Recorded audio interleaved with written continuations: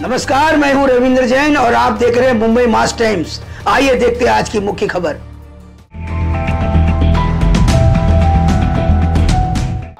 मुंबई पोलिसांकडून संपर्क साधण्यात आला आणि दिशा साल्यान आणि सुशांत सिंगच्या मर्डर केसच्या दृष्टिकोनातून स्टेटमेंट देण्यासाठी आपल्याला यायला लागेल या दृष्टिकोनातून माझी चर्चा झाली। मी त्यांना बोललो की मला अधिकृत समन तुम्ही पाठवा आणि मीही तयार आहे, कारण का मी पहिल्या दिवसापासून बोलतोय की दिशा साल्यान आणि सुशांत सिंग राजपूतचा मर्डर झालेला आहे, खून झालेला आहे।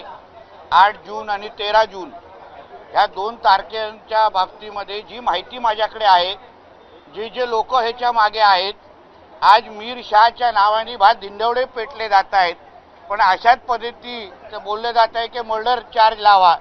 पण जे मर्डर चार्ज मागणारे जे लोक आहेत त्यांनी स्वतःनी जे 8 जून आणि 13 जूनला जे मर्डर केले आणि जे लपवायला प्रयत्न केला, दिशा सालियान सारख्या एका हिंदू मुलीचा ज्या पद्धतीने गँग रेप करून मर्डर केला गेला, अशी जी माझ्याकडे माहिती आहे, जे पुरावे आहेत, जे विटनेसेस आहेत, त्या 8 जूनच्या मुळे 13 जून ची सुशांत सिंग राजपूतची मर्डर झाली।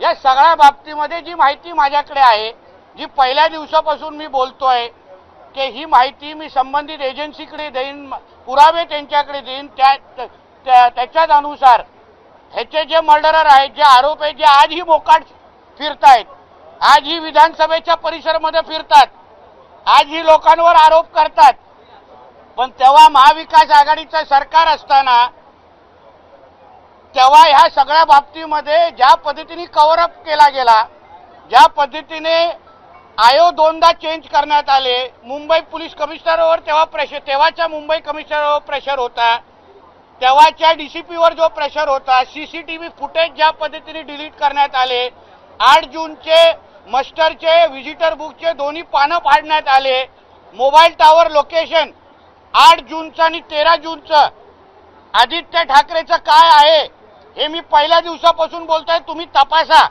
आमचं म्हणणं आहे की 8 जून आणि 13 जूनच्या त्या दोन्ही ह्याच्यामध्ये आदित्य ठाकरेचा हस्तक्षेप आहे, तो तिथे उपस्थित होता त्या पार्टीमध्ये आणि 13 जूनमध्ये तेव्हा महाविकास आघाडीचं सरकार होतं, वडील मुख्यमंत्री होते, तेव्हा ह्या सगळ्या गोष्टी लपवण्यात आल्या। पण आता मुंबई पोलिसांकडे जी काय माहिती मुंबई पोलिसाला पाहिजे, जी सत्य पाहिजे, सत्य माहिती पाहिजे, ती सगळी मी द्यायला तयार आहे। ह्याच्या अगोदर पण महाविकास आघाडीच्या काळात मला आणि सन्मान्य राणे साहेबांना इन्क्वायरीसाठी बोलवलं गेलेलं, तेव्हा दिशा आणि सुशांत सिंगचा खून कसा झाला हे त्यांना माहिती घ्यायची नव्हती, पण पुरावे तुमच्याकडे काय आहेत ते पुरावे आम्हाला द्या। आणि तेव्हा सातत्याने तिथून मातोश्रीवरून त्यांना कॉल येत होता, ते आम्हाला जाणवत होते, मी स्वतः काही गोष्टी तेव्हा बघितल्या होत्या। तर या सगळ्याची जी काही लपवाछुपी त्यावेळी झाली, आदित्य ठाकरेला वाचवण्याचा जो काही प्रकार झाला, या सगळीची जी सत्य माहिती आहे ती आता मी मुंबई पोलिसांच्या SITच्या समोर मी देणार आहे। मला ही माहिती आहे पडली, जी कानावर आलेली आहे की SITला बरेपैकी पुरावे सापडलेले आहेत की 8 जूनला कुठल्या पद्धतीने दिशा साल्यान बरोबर गँग रेप करून तिचा खून करण्यात आला, 13 जूनला सुशांत सिंग राजपूतला कसं मारण्यात आलं, मर्डर करण्यात आलं, या बाबतीचे मोबाईल टॉवर लोकेशन हे सापडलेले आहेत, काही पुरावे सापडलेले आहेत। आदित्य ठाकरे कुठे त्या दिवशी 8 आणि 13ला होते ह्याचाही मोबाईल टॉवर लोकेशन पोलिसांकडे आलेलं आहे।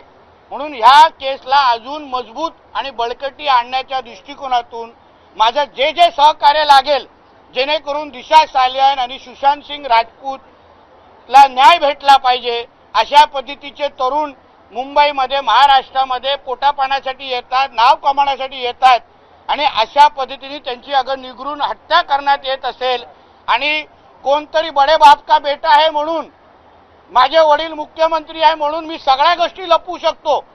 मला आठवतं 72 दिवसाच्या नंतर CBIला एंट्री करण्यात दिलेली, 72 दिवसापर्यंत कोणाला CBIला इथे प्रवेश दिले गेले नव्हते।